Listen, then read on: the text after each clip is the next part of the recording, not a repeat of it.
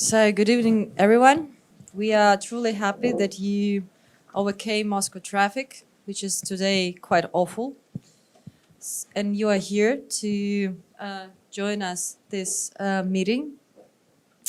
As you might know, yesterday night we opened the show. I mean, actually two shows, but one of them is Mirror Without Memory by Thomas Demand. I didn't introduce myself. My name is Katia Naziemts. I'm Chief Curator of Garage Museum. Yesterday night, and actually the entire adventure that was lasting for 2 years and a half almost. Yesterday it was a truly magic moment because after all the pandemic circumstances, finally we have our normal life, or it seems to be normal, because we have artists here who's doing with us, who's spending with us time, and now we're in conversation. So, ladies and gentlemen, please very welcome Thomas Demand.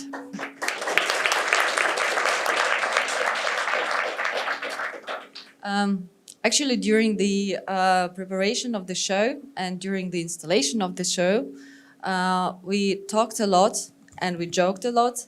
So today's event hopefully will continue in the same spirit. But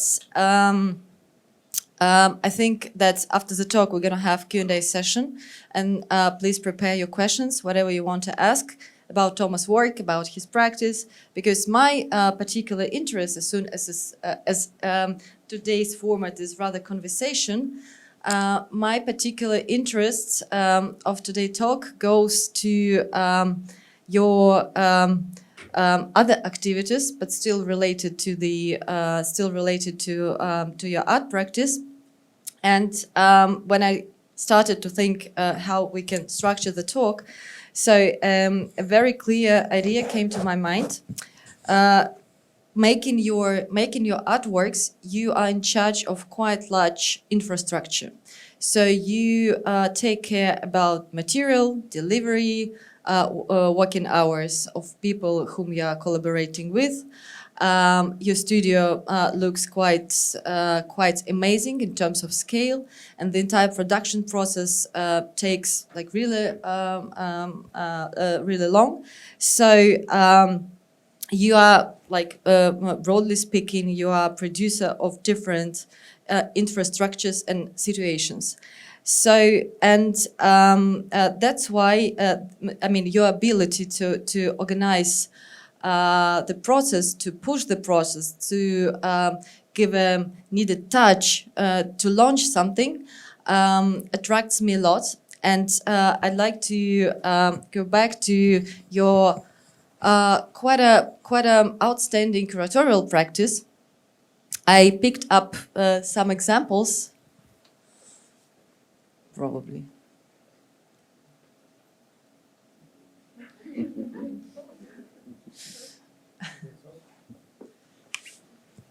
Well, I had other plans. Then you will share. It's not the first one.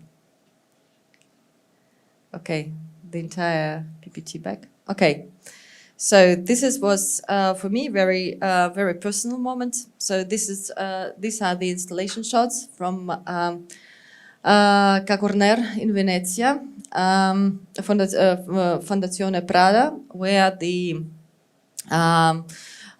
the great trio of German Chelland, Thomas Demand, and Rem Koolhaas did a reconstruction of the exhibition, not less legendary exhibition, When Attitudes Become Form, of Harald Zeman.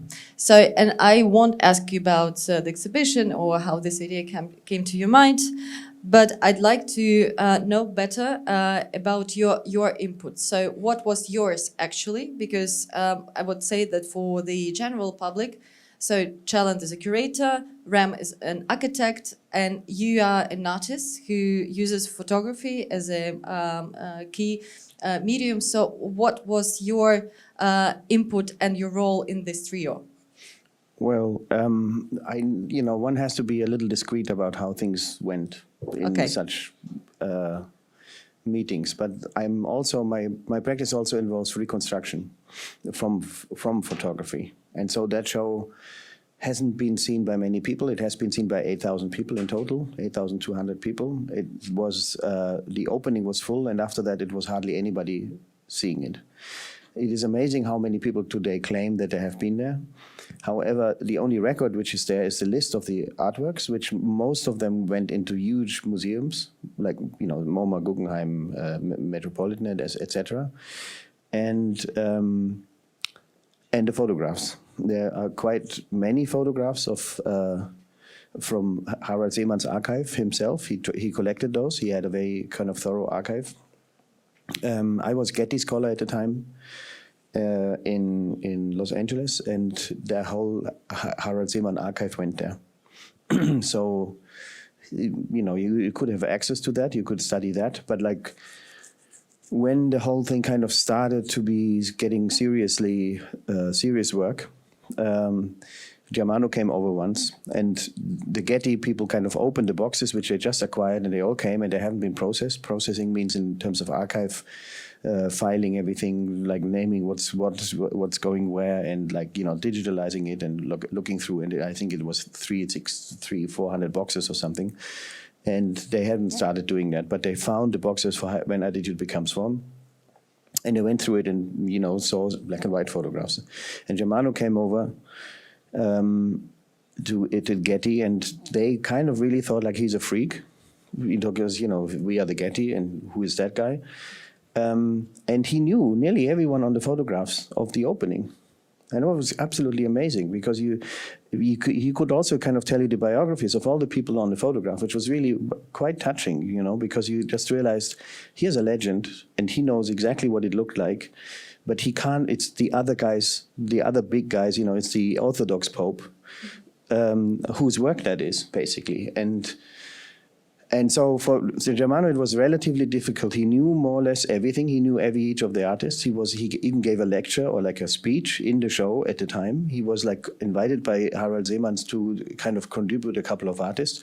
The ground principle of that show was basically Harald Seemann would have like 3 names he found interesting, mostly American.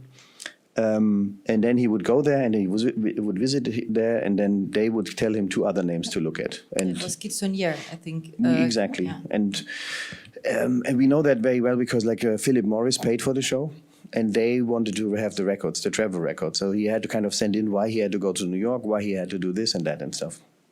And so Germano kind of knew, but he couldn't, you know, like everything he would have done in terms of a bold curatorial statement would have been read as an afterthought, as his revenge on Harald Seemann, because Germano never did a documenta, or whatever the reasoning would have been from other people, but he couldn't really freely move. And also, like, I don't think he wanted to make the show did better or other or something. So that was his part. Rem is like the house architect of not only Garage, but also the house architecture of the Fondazione Prada. And now Mrs. Prada wanted to kind of, that's her hard project. She basically wanted to see the show because she didn't see it at the time. And they were kind of starting to talk to each other. And then Mr. Prada realized, I think relatively soon, that this whole project doesn't work if an artist isn't involved. And she didn't want to get the original artist, because then you have all these kind of, you know, like power games from the time, and that's not what you want to reconstruct, really. And so she asked me, and I had a couple of ideas, and we had a couple of very, very interesting discussions about that before it really started. And the discussions were, for instance, do you want to, you know, should it be like now ABBA released another album? You know, in a way, I would say ABBA were actually really great as they were. We don't need another album. You know, if they need money, then fine, but I don't think that's the case. But in a way, like, you know, like a reunion show of a concert can go really wrong, and there's no reason to do that. The second thing is, and that was a reason for doing it, was like that most of the artists were nearly dead, or just very old or frail or something, and that was probably the last moment you could do it. Another reason against it was that most of the work couldn't really travel. Like the seminal works would probably not be on loan because they're so fragile they can't transport. So what do? Do you ask somebody, 99-year-old artist, to kind of redo a work he did like when he was 20? Like with Jesus Eva Hesse with her super fragile works, and she is dead. Like. Yeah, or like Beuys, you just kind of feel out, Mrs. Beuys, would you be willing to, how we do this? But, because he put a butter corner there and it was a performance, and we thought like, oh, that's going to be we're never going to get that, but how do we recreate it? And Rem had kind of ideas, very modern ideas about recreation, and which were quite interesting, but I don't think we would have ever get the agreement with the artists with any of those. And then I think I came as a party pooper at some point to the game, and I knew that she sent me in there for that. But then again, I think the result in the end was very, very worthwhile, and he had a lot of architectural ideas in there, and I think it raised for Rem also a couple of ideas which were really interesting in terms of reconstruction for him. Which he still is using, but it was a rocky collaboration. One question about the works that were like physically missing. I mean, they were not in the collections of contemporary museums, so they were just like lost or destroyed or whatever. And you did there the silhouettes, like in a criminal photograph almost. So how this idea was born? So because I loved it a lot, so this kind of just marking of physical presence and its actual absence. Yeah, you can't do it with everything, but like it's, for instance, one of the works there was a pile of felt by Judith Beuys, and it belonged to a collector, very famous, great collector who collected the work at the time, and her husband was very sick and old, and he loved the work, and he had it in his sleeping room, and she couldn't get it over her heart to ask him, can we remove it? And then he dies, So, and so that we needed a solution for that, and that seemed to be quite a. You can replicate it. Then if a Beuys, the widow, would say no, then you would have the next problem, and you could there's a couple of things you probably could have done, and we thought like everybody can read that as. But that was also important because if everybody can read that, then the show is much more about the readability of the show rather than giving you the original experience, because the original experience you cannot recreate. People had, other shoes, they had other clothes. They came with a car which was like, with lead petrol, and everything was smelling. Everybody smoked in shows and stuff. So there's so many factors which kind of basically change the experience from that time, which you cannot replicate. And a really beautiful moment was the following. It was Walter de Maria. He had a telephone in there, and in the original show, he insisted he wouldn't come. Most of the artists, many of the artists wouldn't or couldn't come. It's late 60s, and so they. He had a telephone line, which was a direct line in his studio. So at that time, if you wanted to call America from Europe, you needed to kind of make an assignment that you get a free line, and you have an operator. And only the most important people had a direct telephone line. And he insisted on that's the only thing he wants is a direct telephone line, so he can call in the show, and then somebody picks up the phone and he has a chat with him. That was his idea. Famously, he never called. But he wanted to have the telephone. So, and that was really quite beautiful. Walter Maria was still alive at that time. And so, how do you recreate this? The thing is, first of all, we don't have telephones anymore. Like now getting a telephone line into the Palazzo in Venice is actually equally impossible than getting a telephone line to New York from Bern, So then what kind of telephone? Do you take a museum telephone? Then that's wrong, because it was about the telephone possibility to talk and not about the telephone as like a design object. And so it kind of keeps on going about like what do you do with this? And so we decided like we take the original telephone, we have a telephone line, and then that was the work. And I thought really that wasn't a great idea. That wasn't the greatest idea we can come up with. But okay, if the artist is okay with that, then we do that. And then he announced that he wants to call Mucha. And I thought, oh man, this is so bad. This is really not the right thing. And I thought the guy is like 88 or something like that. And, like he just, it suddenly becomes folkloristic. But it was a great idea. It was really the best thing possible, because suddenly the work got to work again. It was becoming a work which it wasn't before. Because if he wouldn't have called, everybody would know. Now, of course, he never called, and the second time he didn't call either. And this time he called. And who does he call then? Is obviously the person who wants to have the show again. And that was really a very beautiful and very human and very friendly way of activating the work, which can only come from the artist, and that's the key of that story, which is really beautiful. It's sweet, and I remember very well the photograph of Miuccia on her knees.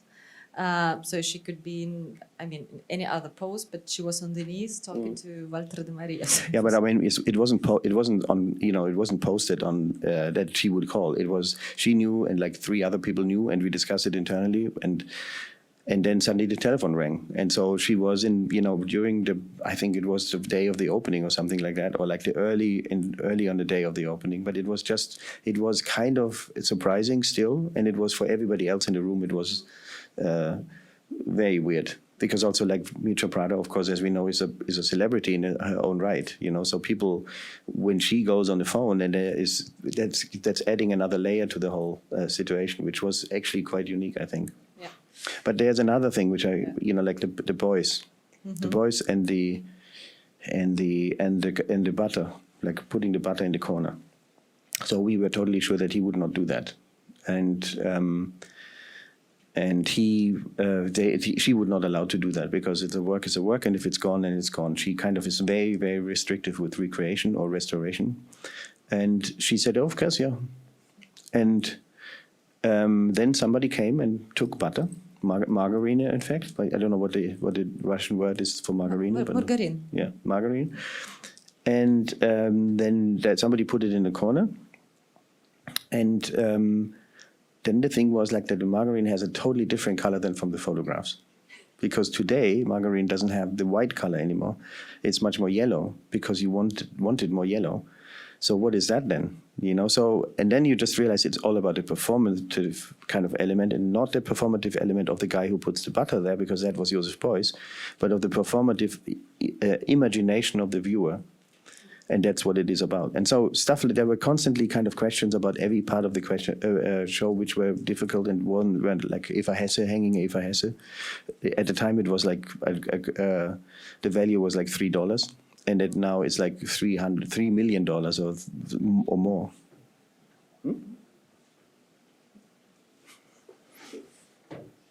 So, like stuff. But it was it was also an intellectual kind of challenge, the whole thing. Very. I wanted to hear it for a long time. Another your experience from Fondazione Prada, but that time in Milano. If we're continuing the talk about human gestures and human behavior, so the exhibition was called L'Image Volée, and was dedicated to the, so to say, stolen art, stolen images, physical objects, etc.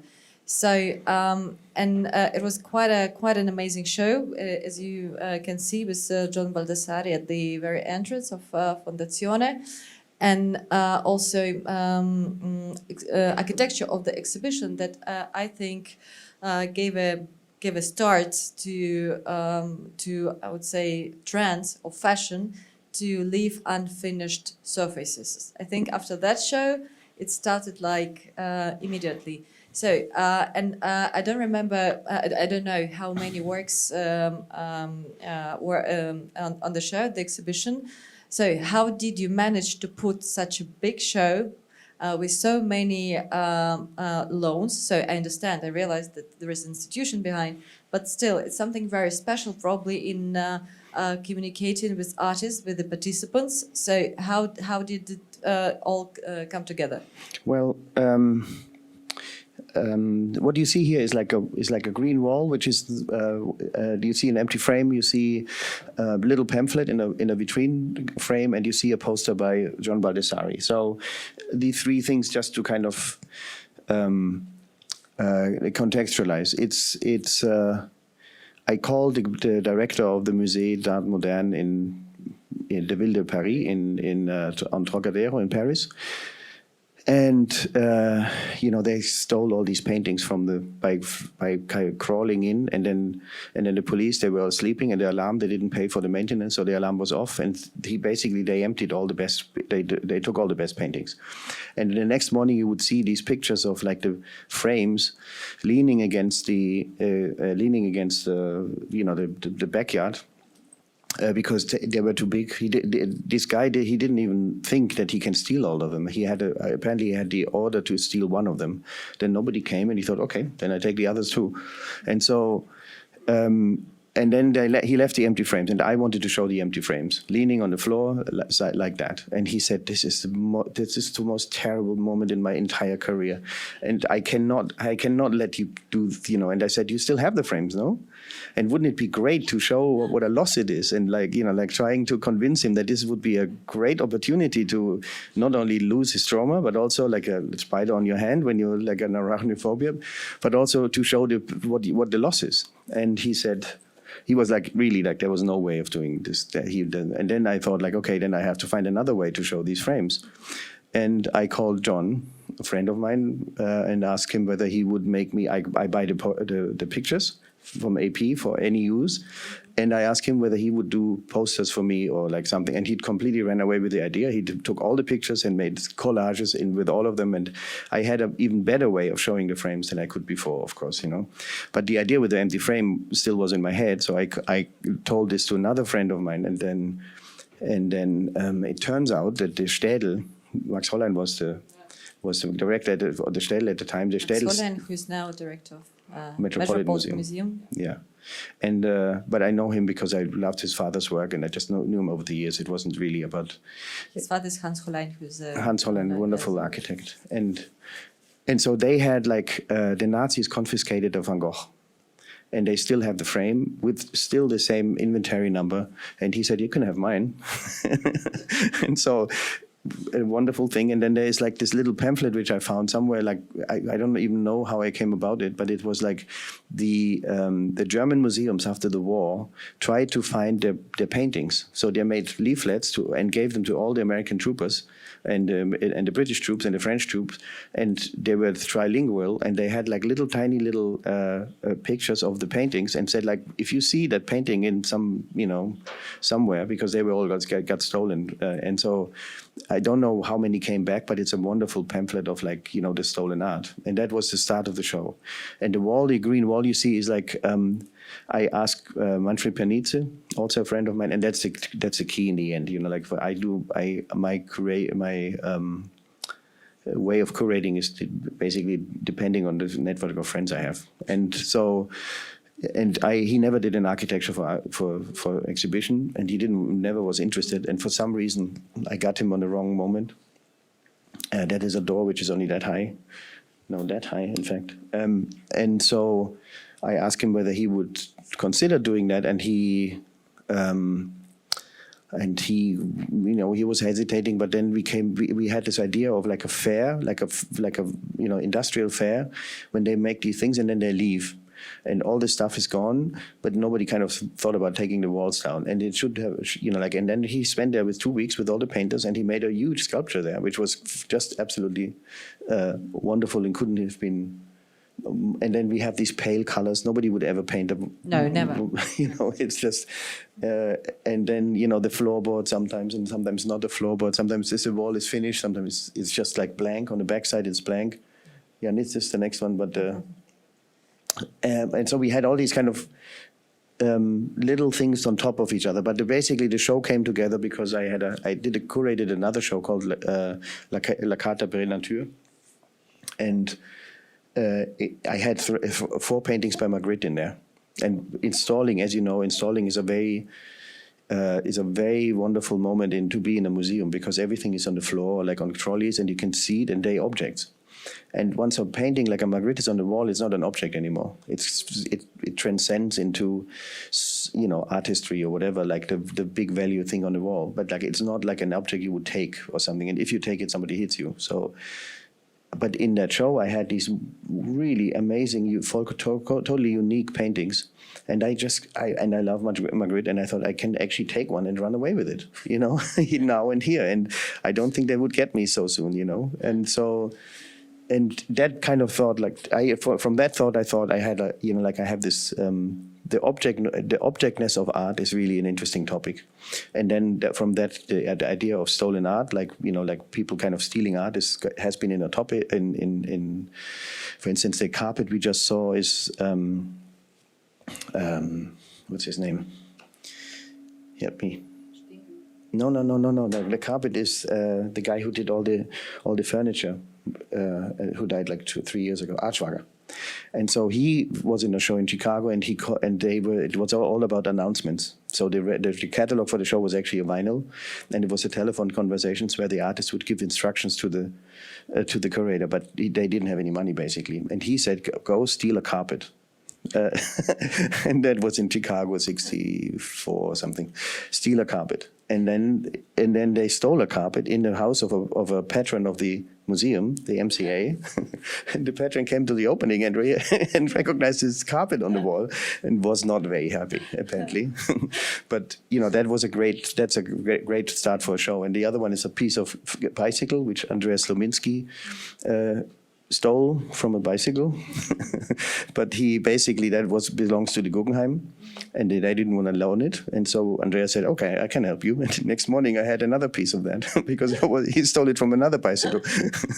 So, and then there is Maurizio Cattelan, and he basically didn't have an idea for a show, so he kind of he went to just the day of the opening, he went to the police and kind of pretended that somebody stole his idea from his car. Broke into his car and stole the work from the car, and the work was called Nothing. So you have the official papers, and it's an edition of 6 because you get if you file file something like that with the police in Italy, you get 6 copies in different colors, and each of them is one of the editions. It's very good, and it's called in Italian the Nothing, and then there's a description of There's Not Much or something like that, and the car, but it's official, officially, and so stuff like that is also very funny and very and it enables also the viewer to kind of actually really enter the idea and playfully. Yeah, what a coincidence, because one of the first reviews in one of the Telegram channels for your show, which is absolute enthusiastic and very, it's like Alexander Kluge says, another friend of yours, it's Epiphany. Yeah, so and the title of this review was Nothing.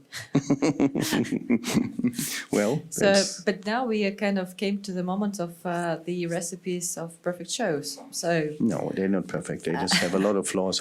You don't see them right away. But you need to have friends, and I presume that the communication between you as an actor and a very active artist and other artist participants.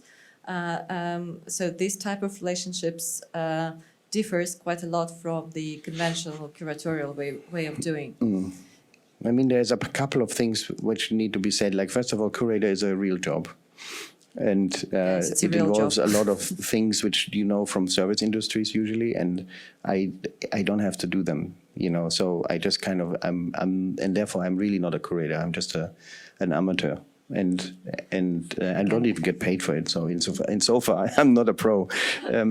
But that's one thing, and the other thing is I just started doing that because I didn't get invited to the shows I wanted to be in because they didn't exist.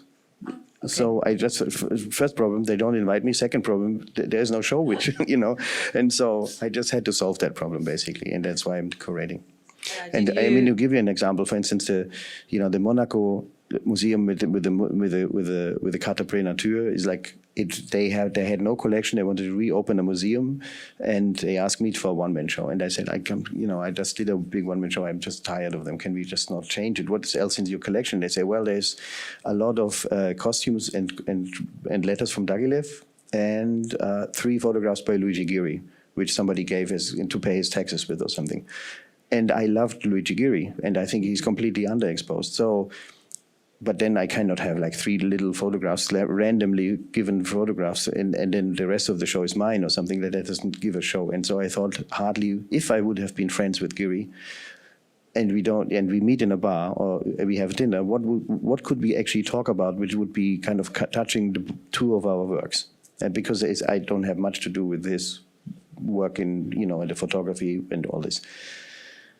And I thought it would be Magritte. We could talk about Magritte. But then you have 3 old men, or like 1 medium old man, but the one is dead, 2 are dead. That doesn't fly. So, and then I had to kind of think about what would it be. And I thought it would be the artificiality of nature and how you can, the picture of nature you make and for what reason. And the nature depicted in Magritte doesn't have anything to do with how a tree looks like or something. It's about communication. And in Giri, what nobody really seemed to see at that time was like that Giri is all about narrative. If he photographs nature all the time, but it's never about like how nice a park is or something. It's more, like the constellation of visual indicators and how they kind of standing to each other and when is the point when they get talking. And so I thought, and then I built the whole thing around that. So that's why I started. That's why I started curating, and then you start, and then you ask like. I'm also kind of quite aware that curator is a proper job, and it's also there is a certain relation between a curator and an artist, which has to do with not necessarily hierarchy, but like the definition of our relation, for instance, is clearly that you don't tell me what I should do. And as an artist, I can. I can tell you, I think this sucks really. But like, you just need to be a friend for doing that, and you have to find a way of saying this in a way that it's not overreaching and stuff. But like, then in that way, I can, I can ask people for doing things for such a show, which I wouldn't normally, and nobody would ever ask them for. And not even getting, I'd never do that to expose people or get over there. It just needs something in that size which I don't get it, or like I need something which I think it exists in and then it doesn't exist in, or something like that. And that way I got quite far. So with that idea of like, making the show which I want to see and asking friends to help me with that. And I'm happy that somehow at our exhibition here at Garage, so we managed to keep this energy of and cooperative effect, so to say, because we have several fragments that were like co-authored basically by you and Sana, by you and Caruso St. John, by you and Alexander Kluge. So basically your works and display of your works is the core of the show, and it makes perfect sense. But this energy of cooperation and of co-working even is also very present of the show, and has very like, so probably we will go through. Yeah, but like I have to say, I haven't done a show. So if you're an artist and you curate, first question is, are you yourself in the show? In Monaco, I needed to be in the show because that's what the reason why they invited me to do that. But like, maybe you shouldn't be in the show, but maybe you should, because if you're not in the show, you just you're the super master of everything. So you are in the show just not to be, over everybody else. And so,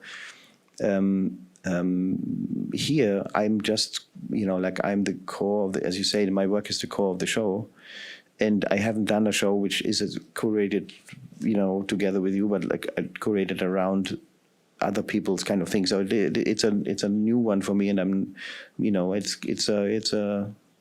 need a curator on that more than I need a curator when I curate myself, so to say. You know what I mean, like the. Yeah, you're totally. And for me, it's also quite a specific experience, because normally you have from the beginning when you start to work with an artist, your role is, so to say, predefined at a certain point, and when you come to the installation, so you basically continue the role you once got or you agreed with the artist.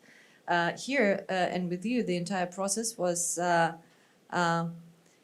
I don't know how to say it better, to describe it better. It's not that it was not kind of stable or not clear. It was very clear from the beginning, but it was rather I don't know, dense dynamic or quite a specific dynamic that actually continued during the installation. Normally you are just like really tired and you just want to have pieces hanging on the walls.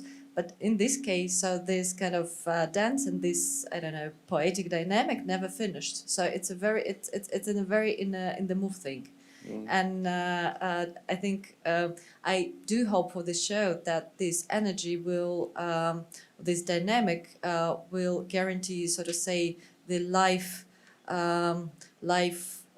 presence of the show, life energy that comes from that show. You know, that it's able to be developed, to seen differently by whoever, by many different viewers, by different communities. So I do hope for the show.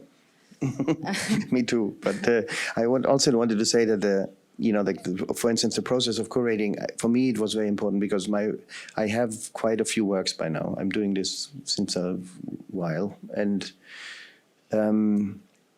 like there's a couple of standard songs we play as a pianist in a bar, and you play them for the 100 times, and you think like, I don't even know my audience here. So, and I don't know the audience. I have been in Moscow, as I said before, like quite often, more than in other cities. Like, and I find it quite fascinating. But I didn't know what of my pictures would actually kind of have any connection to people which grew up with a certain visual language, which I don't know really, and so I needed help to kind of just choose things which I probably wouldn't have chosen. And that was very valuable, and it only kind of over the process of the installation, actually, it occurred to me in some cases why you chose this and why you chose that. And so that's the ideal way of a collaboration, is that you just play a kind of a ping pong, an intellectual ping pong, and it comes back, and the other person doesn't say, yeah, if the artist says it should be like that, and then we do it like that, and that's the standard what you just usually get. And you need a feedback, a trustworthy feedback, where you can also like propose something really stupid, and then you get something back like maybe not, or maybe later, or something, like so. But that's for me, that part, for instance, was quite important here also in the process of, because simply like the people which were helping us with the paper walls, for instance, or like other people, I could tell to what extent they can respond to that stuff, and I just realized that they see what's going on here, and I asked around and got a little bit more insight on that than I had otherwise. Yeah. It's also the matter of trust that actually spreads also to the internal team, to all the colleagues who are working there. So I mean, it's quite hard to trust, but when you trust, then the entire ecosystem starts to work somehow, and it's super crucial for something that we call exhibition. Would you talk a bit about again? So your another appearance. At Corner in Venice. So this is the show. I think it's also somehow already quite a canonic status, because students, curators, art historians, art critics makes this link, almost automatically. It was in Venice. The boat was leaking the Captain Light, with 3 participants and co-authors, Thomas Demand, Alexander Kluge, and Anne Fibrock. So how did, because it was super complex, the show, in terms of architecture. I mean, realizing that it's also Venice, in terms of the amount of works, and not linear and not obvious correlations or relationships between your 3 and between your works. So how did this story come up?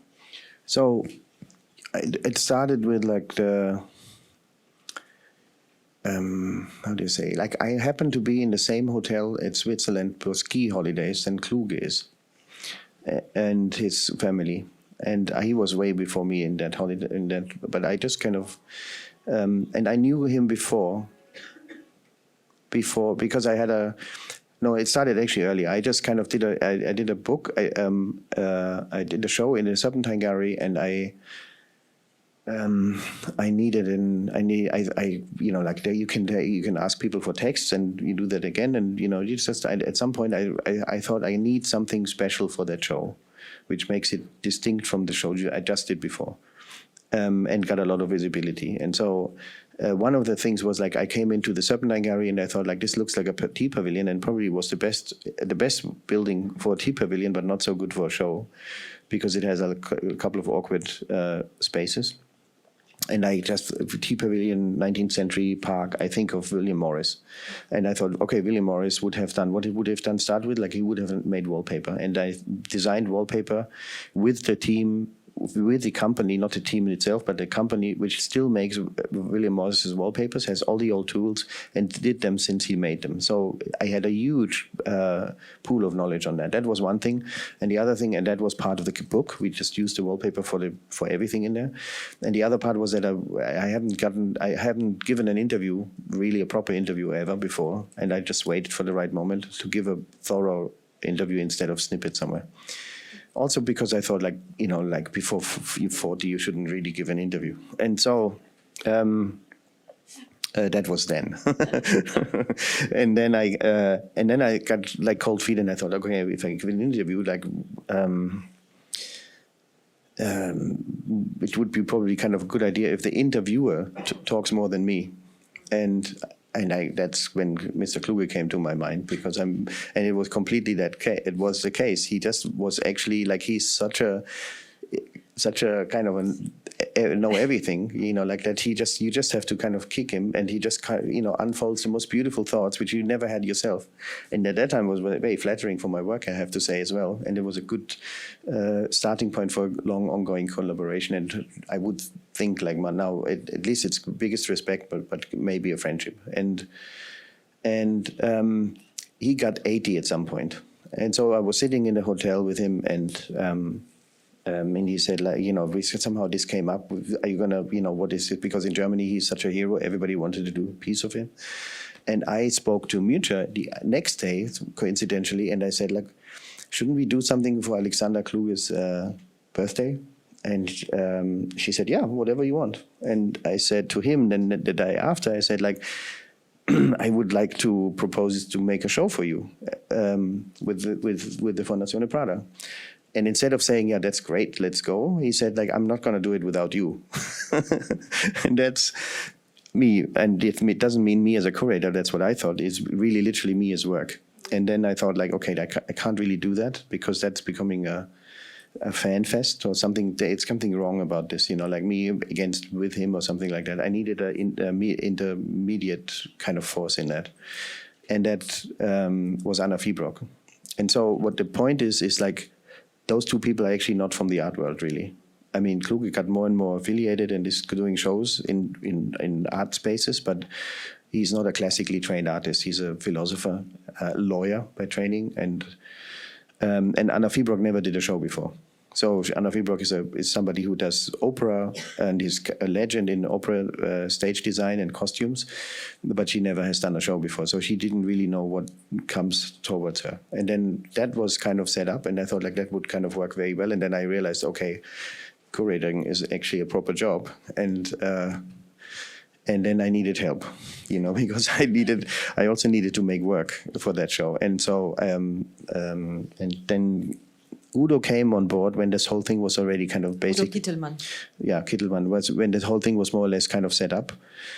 And I think it's also like a sign of, like, you know, David Chipperfield renovated the Mies, the National Gallery in Berlin. And he renovated in a way that you cannot tell.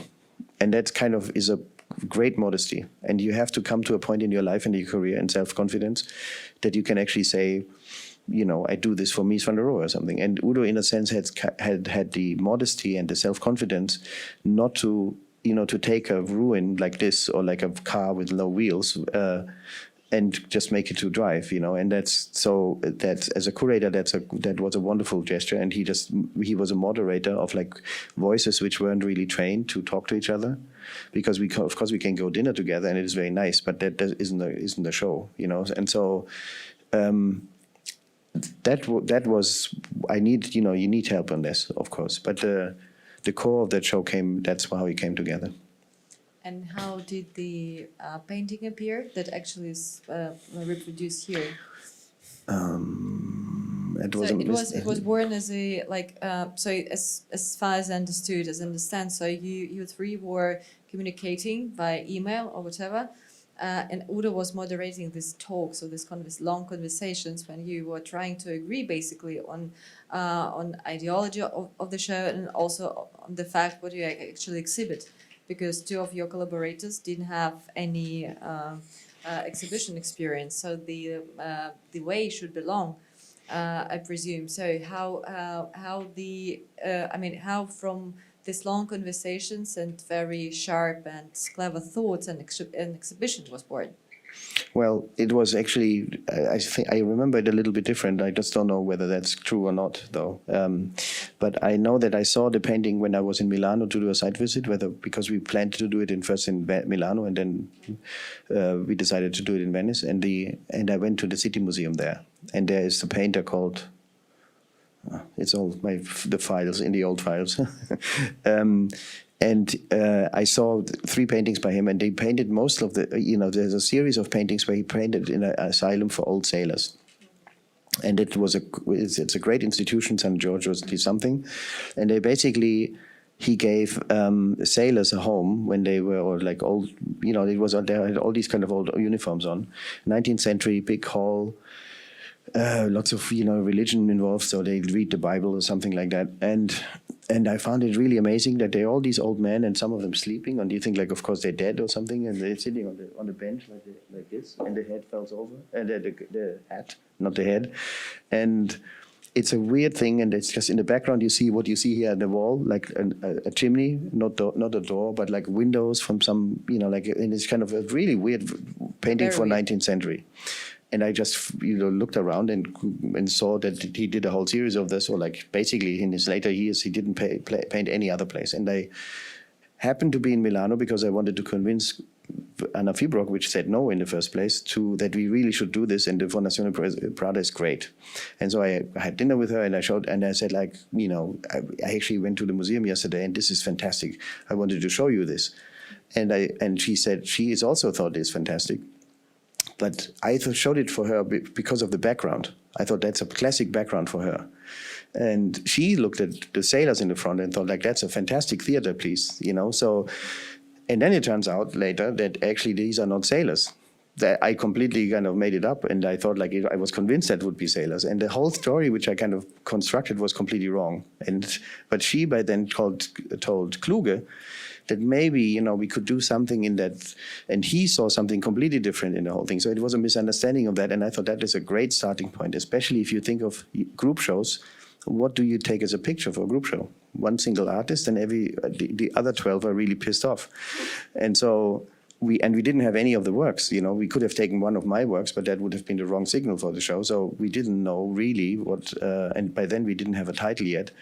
And it also provided us with a fantastic, we could, the guy who sleeps on the bench and you don't know whether he's dead. And then the title line is, this boat is sinking, and to do with the sailors, in fact, and stuff. So sometimes everything falls into one place, Yeah, it's good that this show doesn't have French title, as you. So why do you like that much French titles for your shows?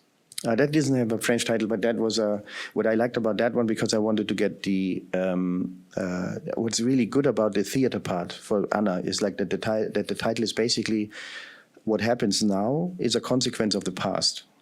But usually your mother would say, now you're cold, I told you so, or something like that. And in the same way, this is like the boat is sinking now, and in the past there's a reason, but you read that after the now. And this is kind of an interesting, this is already a small play, And I thought that would be really kind of, and also in the boat metaphors, Kluge gave me a whole lecture about boat metaphors in language, and since the Old Greek language, in fact.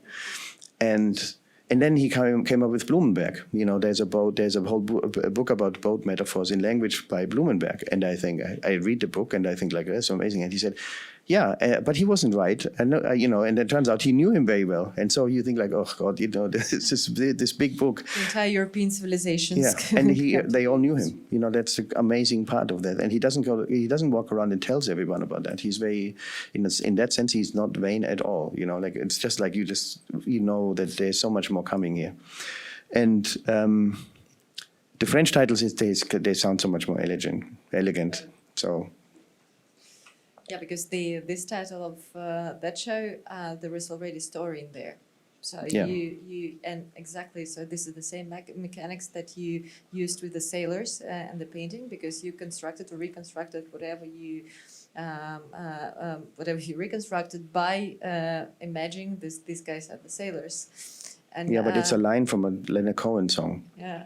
And I got contacted by a lawyer of Leonard Cohen when he was still alive, and they wanted to do a show for him, and they asked me for a work for that show, and that was for me access to kind of actually get, somehow to, because Leonard Cohen's work is really kind of, there's a lot of copyright issues, and I just kind of, I was working on an animation. It was a light, it was a traffic light. The most simple animation. It's exactly 5 pictures, but you can play it endlessly. It's like red in the below, no, green, the pedestrian zone, traffic light. And I had this song, and I just thought, like, this would be really amazing if you imagine you stand in a traffic light and you wait for the green light, and somebody next to you, there's a guy who sings that song. And so, but for that, I needed the song without music. And I get back to the guy from the manager from Leonard Cohen and say, like, I could do it, but like, I need him to sing me the song, and without band or anything. And they gave me a tape with that. Mm-hmm.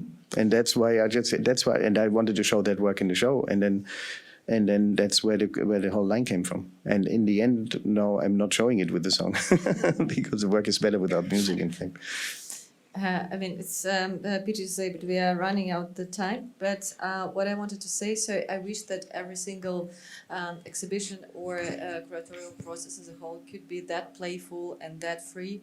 Yeah, but I have to say, really, we didn't know, until 3 weeks before. We got really cold feet, and I called Mutya like 5 months before, and I said, we need a plan B because it might actually not really be very good. And we really didn't know. And that's kind of something which I cannot recommend really to.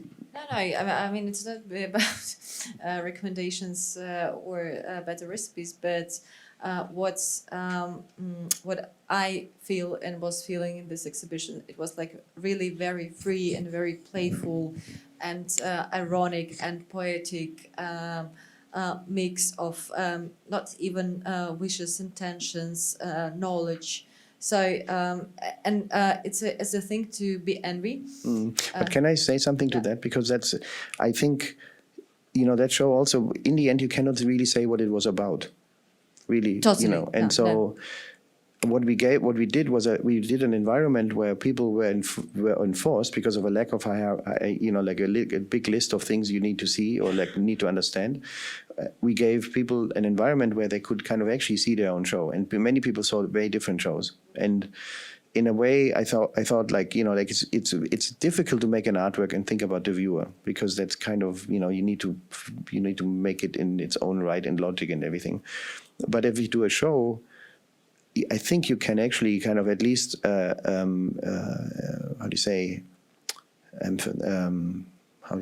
the viewer to actively think himself and find narratives himself, because there are no other narratives. It's not like we know what it should be. We didn't know how to kind of, then that makes it very difficult to handle, because you really don't know how things work together.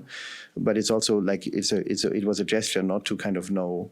There was not one person who knew what you had to think when you walk through this whole thing. And you did it like from the very entrance, because the very first zone of the show, so you needed to choose where to go. So either left or right, or so. I mean, you need to choose, and this is actually I close to a main entrance because I thought the main entrance is boring, so we had to. And then with Anna, we were standing there, and we thought like, in a site visit, another site visit, we thought like this would be really funny if you go in and out. And at that time, Brexit was so much of a discussion, and then we said like, so we were like, we had the two versions, and we were discussing different versions, and one was small, tall, which is like, not cool, but not PC. And one was rich and poor.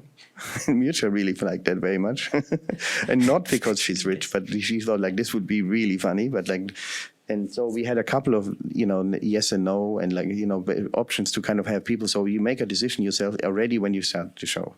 Exactly and as you say. And it was very. I mean, it's not frustrating. I mean, for professional viewers, yeah. I mean, you get used to like all the possible tricks that curators, artists do.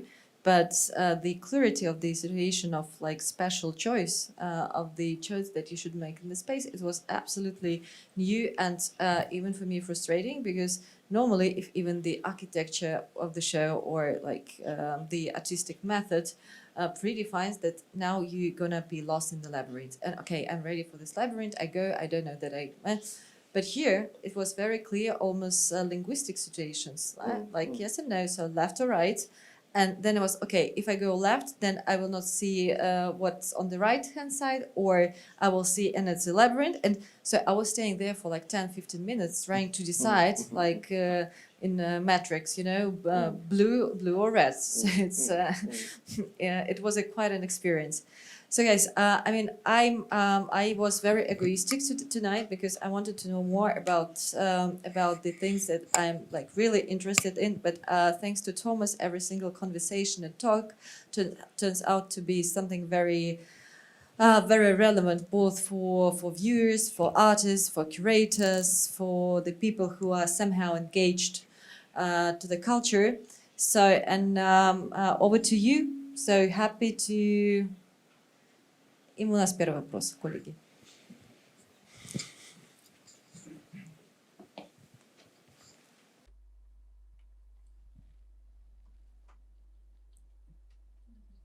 Good afternoon. I would like to thank you for this exhibition, for those beautiful artworks, for this talk. It was very interesting.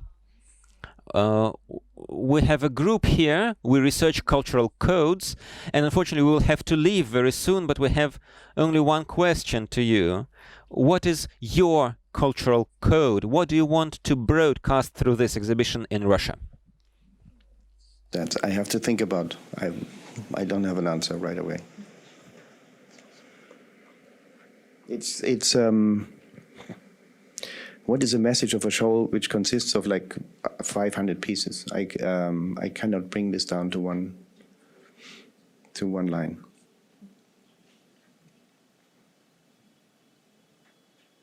I mean, like it's a. So I would say maybe the fragments, like the different, the pop-up shows, so to say, like the rehosting, the shows in the shows are basically, they follow the structure of me throwing a stone in the water and then have a look what happens. Maybe that would be the cultural code.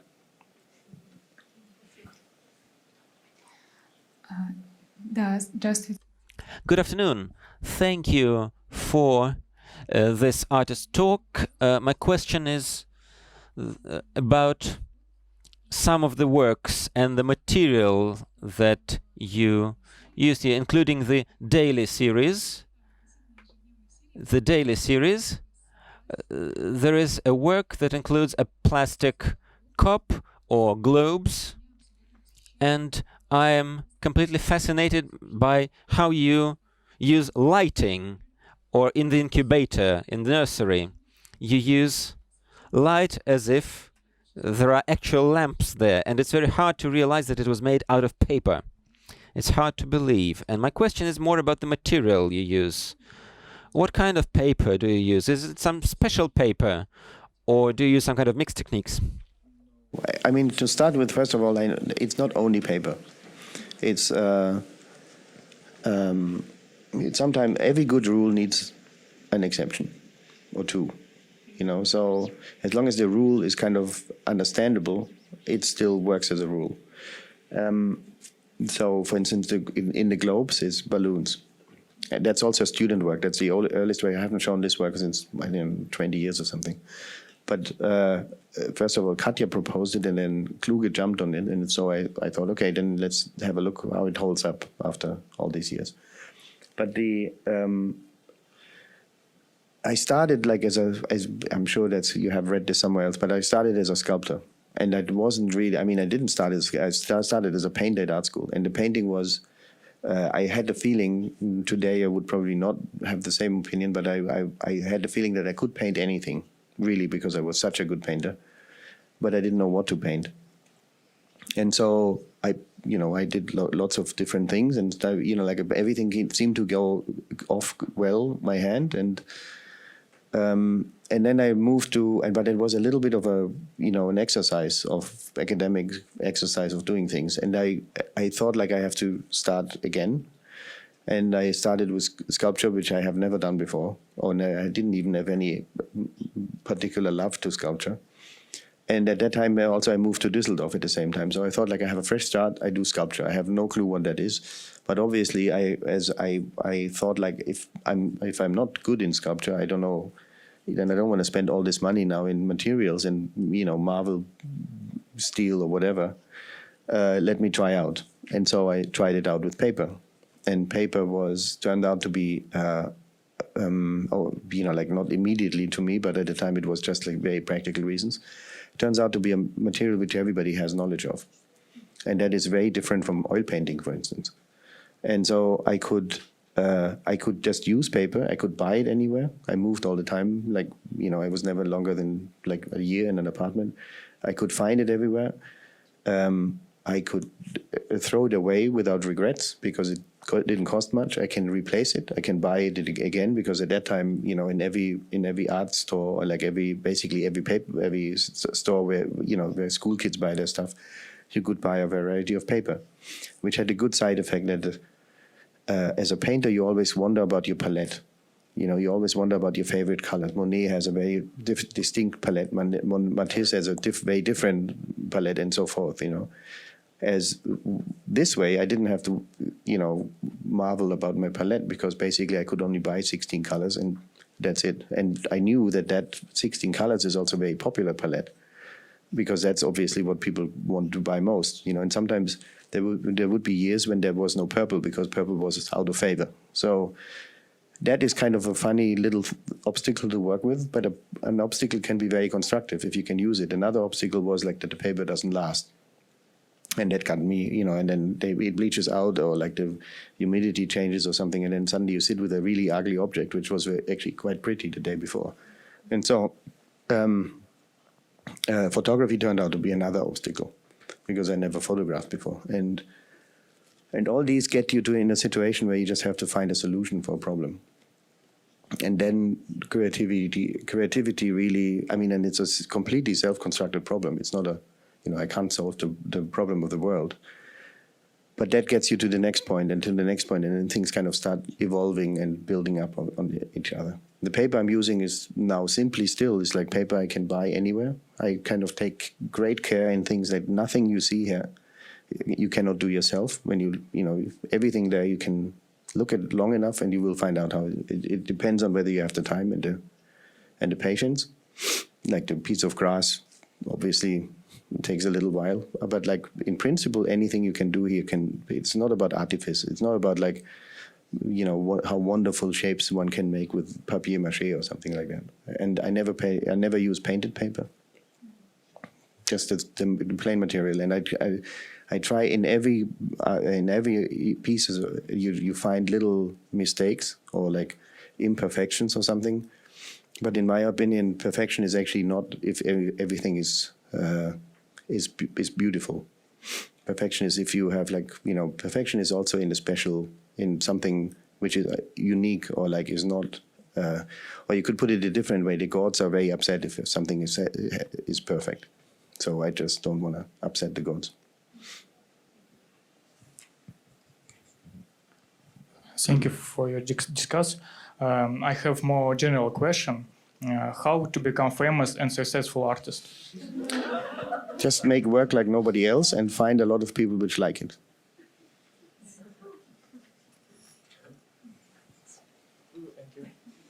Thank you. Anybody else?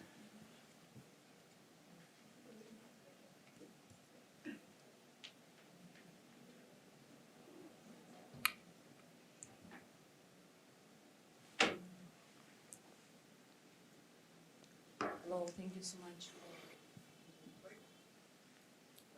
I can hear you.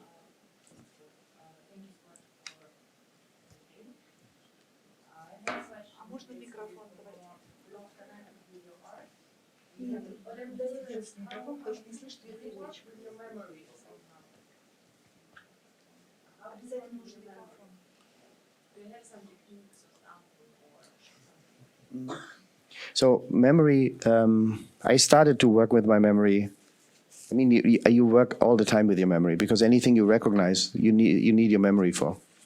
So, and I started working actively, like using it as a element of my work. When I was a student, I went to London after Düsseldorf, and I studied there, and I realized that everything I thought, like everybody understands what I do as work, and at that time, it was more work like the Five Globes. And then around the corner there's a work which is kind of the diving board, and that's I think my first or second work when after I arrived in London at Goldsmith. And so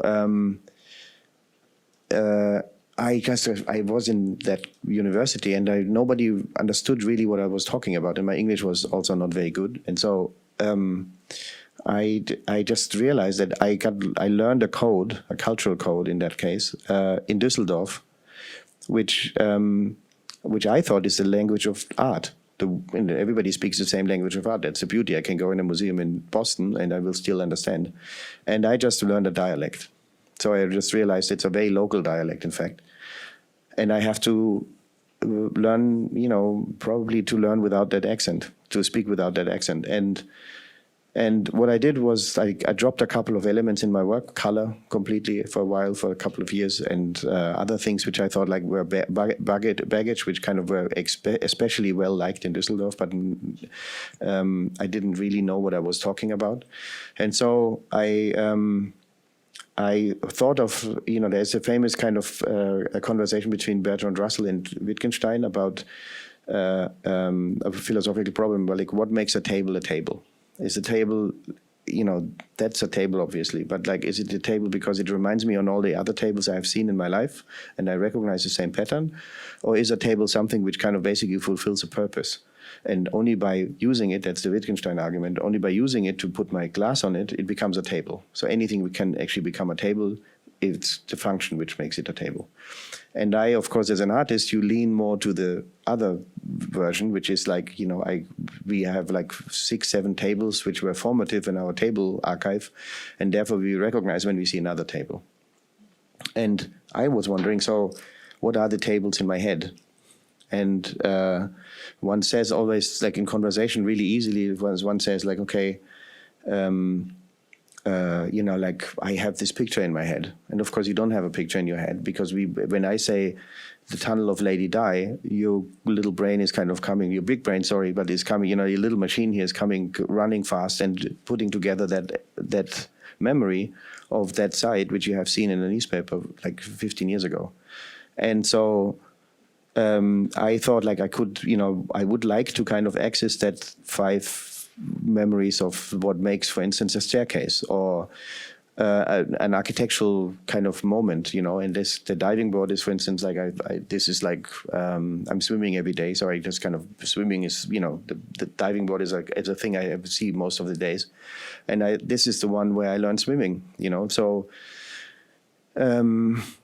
I thought like, okay, wait, I just rebuilt everything I remember about that one particular place, which is in Bavaria, which when I was in London, I didn't want to go. And I didn't want to cheat, really. I didn't want to have somebody go there making me a photograph and send it to me. So I rebuilt it from memory. And the same thing with the staircase. I rebuilt a staircase from my school. The school is not unimportant in that context, because the school is a newly built school after the war, which was supposed to kind of replace all the old 19th century schools where, the future Nazi soldiers were all trained and drilled. And so they had like the Bauhaus took over, and we were all in this kind of wonderful 60s, 50s modernism schools. And I remember that very clearly of like running up and down it, but I didn't remember the doors, for instance. I didn't remember many things which you actually kind of think of, like when the corridors from the staircase would be important for making a staircase. And I left them and nobody ever missed them. And so later on, there's a reunion in school, and I realized that the staircase is actually not like this, it's round. So I knew that my memory is not going to tell me the real story, but the memory is like an incredibly helpful tool to navigate through your life, And so in another way, I just use your memory because I know that you recognize some pictures, and even if you recognize them and you don't know where to place them, like you just know there's a name up here, but you have forgotten it. It's in conversation it comes. Same thing with pictures, and so I'm trying to somehow milk my knowledge of that I know what you know, and that's the core of like my use of images. In fact, so memory is a central part. Memory is also memory and modeling is connected strongly. And the fading of memory is connected. There's a famous experiment. I always wanted to get Charlie Kaufman to ask him for a text. Charlie Kaufman is a film director and scriptwriter, most famously. And he did a film about the eternal sunshine of, no, what was it titled? The Sunshine of the Eternal... Eternal Sunshine of the Spotless Mind. And so you all saw the film, obviously. And so... in that preparation, he wanted to know how his memory works and how short-term memory and long-term memory, what kind of impact that has in film, because how can you picture that? So he went to dinner with his wife, their favorite Chinese restaurant, and he had a recorder running, not knowing, she didn't know that, but he had a recorder running, and then when the dinner was over, he asked her to sit down and write down what they talked about. And he did the same. And then he compared 3 versions of the same conversation, and to find out what the grammar of that memory is. And he found out that they roughly talked about the same stuff, but he thought like they talked 2 minutes about the kids, and he thought like they talked 10 minutes about the kids, and she thought we only talked a minute about the kids, and in reality it was 6 minutes. But that shows you that, like, of course your memory is completely driven by your interest and by what you like to talk about, and what you don't like to talk about, you just forget immediately. And so stuff like that always fascinated me, and I think like in pictures and with being an artist, which also has a reference in the real world, like because many of the pictures come from other people's pictures, it's enormously important to kind of have at least an idea of like how memory works. That was a quite thorough answer, no? So next one is much shorter, if there's another question.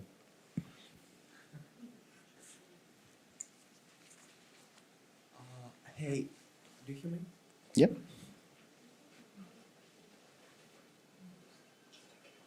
Хорошо. Вы как художник. As an artist, do you see a difference between contemporary Western and Russian art? In styles, in moods, in messages, and maybe in how it works in the society, popularity, accessibility, acceptance, and do you like everything in Russian art, or would you like to change something about it? Maybe teach Russian artists something? Good question, difficult answer. Because I don't know enough about Russian art to really be in a position to judge it. I know I'm interested, and I see and I look, and I'm interested to see how people react to their surroundings here as much as I can see, but I don't. I'm not in a position to have an analysis about Russian art. Like part of it is also already. I'm teaching in Hamburg, and it's already that I just don't know, for instance, how the art education in Russia really works, because it seems to be quite traditional in parts, and then also people leave the country a lot to study, in Yale or something like that, and that might kind of disrupt a lot of possibilities locally. And I have no clue how much that goes back into one idea of Russian art. Also, like, is Russian art which is made in Russia, or is Russian art made by Russians in all over the place? So, and then when you kind of live in New York for like 20 years of your life, you might not want to be a Russian art, you want to be an artist, and so if everybody says, oh, that looks very Russian to me, that might be something you don't like about your work, so very complex to answer that, really. But like one thing I would like to say, the show which is going around is super interesting, and I would say like 60% of the names I have never heard of before. But and I thought like, when I walked through the first time to the show, I thought like, okay, I get the concept, and it's a lot of things which I have never heard of, you know. And then at the second time, I realized that it has a lot to do with Asia. And, you know, like, I imagined a board meeting, you know, we're doing a show about, you know, people doing the same thing again and again for their whole life. And like, you know, and Palka comes to my mind, and Onkavara comes to mind, and all these kind of positions which you know, and then you fill them with other people. And then somebody kind of thought like, but maybe we can actually, you know, and then there would be a show which you somehow kind of have an idea what that would be. But the limitation to Eastern and Asian art is genius. Is really because you suddenly realize that their notion of time in art is a completely different one from the worldwide idea of that kind of art.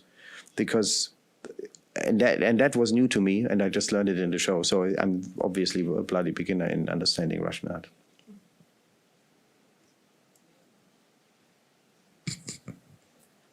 Thanks a lot for this talk, but I should say it isn't a question, maybe it's a mistake, but when I look at this concrete image on the screen, can it be that it has something to do with the homage to the Italian art, with space, perspective, background, and even to the Venetian illusionism, if it's Palazzo Grigi? Or it's a mistake? Even the colors, if we think about Veronese and Tiepolo and so on. Yeah, but it also looks like a city theater in Austria to me. Really? And like a De Chirico painting. So the Italian, notion is completely right. But like this is Anna Fibrock's stage, and the idea was that you can go into this room from two entrances, and you probably would go first from the stage, and you would suddenly find yourself on the stage. So the life is on the stage and behind the stage. And then there would be a piano player a piano on the side, and you would like realize that you are suddenly on the stage, and like people on the other side would see you acting on the stage or not acting. Then can you say when was this show with Germano Celant and I don't have the numbers at hand, but 2013. 2013. and this one is 4 years ago or something. yeah.